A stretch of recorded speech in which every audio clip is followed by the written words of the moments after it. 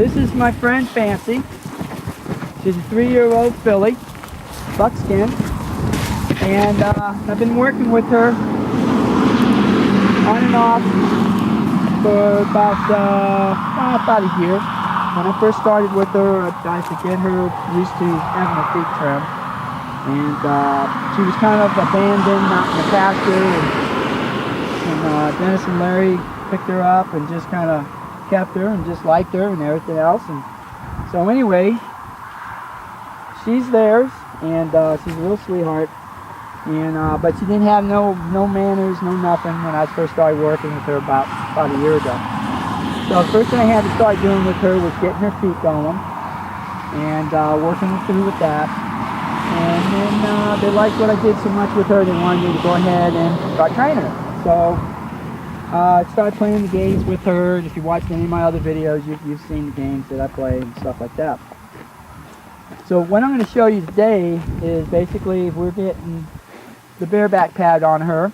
I've been working with her on that for the last few weeks, and about a month or two, maybe 3 months ago, I had started doing it, but then you know, I had some separation of time, didn't do much with her on that, but getting back to it full force now. So I'm going to go ahead and show you what I do to introduce the horse to the bareback pad, how to get it up on her, and then move her around with it. Then when I get done with that, she's never really had a bath. Last week I gave her a good rinsing off because she had a good sweat buildup, which was good. And so I had to get her a little acclimated to the water with the water coming out of the hose. And she really didn't do too bad on that.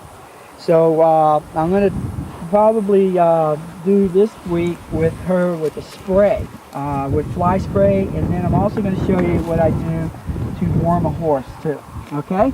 Alright, so let's get started. So I'm going to go on over and get the bareback pad.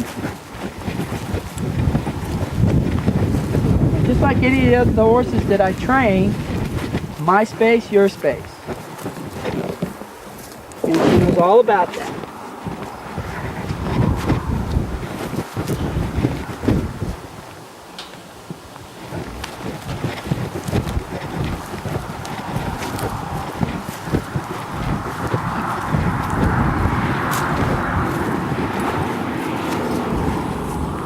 She's already, pretty curious about it. She, licks it and moves it around with her nose and paws at it and chews on it and all that good stuff. And that's good. There's nothing wrong with that. I want her to do that. Basically, when a horse will touch something with their nose, they feel comfortable about having it around them or being on them. So you can see she's looking at it. I've had it on her before, so it's got her scent, so it's nothing strange. And even if I didn't have it on her before, she would have other horse scents on there. So regardless, there's somebody on there that is of her species. And see, she's playing with it. It's not really even bothering her. So now, I'm going to go ahead, pick it up, make sure it's clean. No burrs or anything like that. See, she's checking it out too. She said I missed the spot. Alright.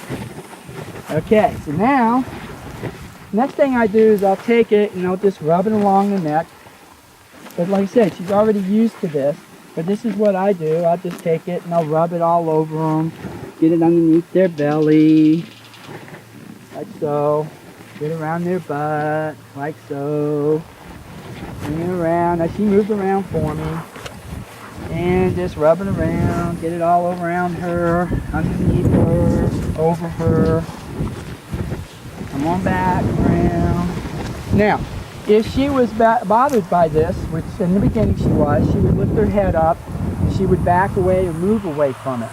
And then when she would do that, then I would stop what I was doing, get her stopped, and then I'd start at her head again. But since we've already gone through all that, we don't need to worry about it right now. Now, okay, she's acclimated to it. So now I'm going to toss it up on her back. Oh, did that work? Yes. Okay, let me do it again. Oh, fantastic. Okay, it's all about familiarity. Okay, did it 3 times on that side. Can I do it on this side? Let's see. Well, how about that? Not even bothering her.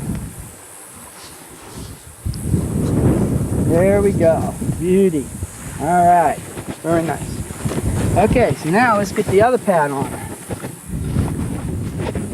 So all the time that I was doing that, she was either preoccupied with eating grass or chewing on this pad. And that's all good. So this one here, I'm just going to place it on top. Now if this was a saddle, which later on we'll graduate to, 40-pound saddle, I would not necessarily, oh sweetie, I would not just throw it up there, okay? You're on the rope. Back a little bit. Back. Back. Thank you. Okay, so she's got this propensity to step on the rope all the time. Come on, sweetie. There we go. If it was a saddle weighing about 40 pounds or so, I wouldn't just plop it up there and throw it on there. I'd lay it. I'd place it on there. So whether it's a 5-pound bareback pad or whether it's a 45-pound saddle, I'm going to place it up there and not make it like it's that big a deal. And that's the whole idea of training. It's not to make it such a big deal. It's not a big deal. It really is. All you're doing is you're giving information to your horse that you have learned through another trainer or learned through experience. And you're just sharing information. I don't like the idea of making a big deal out of anything. Just stay totally relaxed and comfortable. Okay, now getting ready to tighten the cinch up. I'm going to move her over just a little bit so you can see what I'm doing. Come up here, sweetie. Okay. Now, when I first started doing the cinching, I would just take the girth and just put a little pressure on her, just like that, and release it. Pressure, release, just for her to get used to having something underneath there, okay? So, now I'm going to get ready to tighten the cinch up.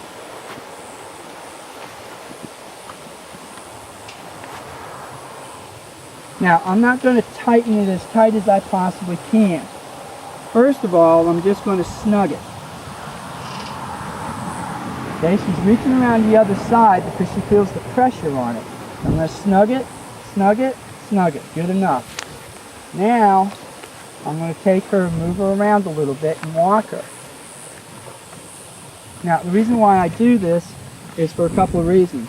One, they have a tendency to suck in air whenever you tighten up the girth. Okay, so this is part one of Fancy.